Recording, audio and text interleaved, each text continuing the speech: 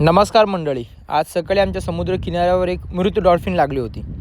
मित्रांनो, डॉल्फिन सर्वांनाच माहिती असेल, डॉल्फिनच्या दोन प्रजाती असतात, जी गोड्या आणि खाऱ्या दोन्ही पाण्यामध्ये राहतात. जी खाऱ्या पाण्यामध्ये राहते, आपल्या महाराष्ट्रामध्ये जी डॉल्फिन आढळते त्या डॉल्फिनला हम्बॅक डॉल्फिन म्हणतात. आणि या डॉल्फिनची ओळख त्याच्या पाठीवरून करू शकतो.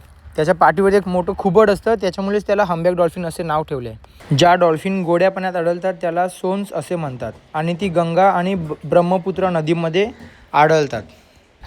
मित्रांनो, आता ही जी डॉल्फिन मरण पावली आहे, याची मरण पावल्याची वेगवेगळी कारणं असू शकतात. जसं की याची वाढ पूर्ण झाली असेल किंवा जीवजंतूमुळे डॉल्फिनची मृत्यू होऊ शकते. प्रदूषण किंवा मासेमारीची जाळी टाकतो, त्या जाळीमध्ये अडकूनसुद्धा डॉल्फिनची मृत्यू होऊ शकते.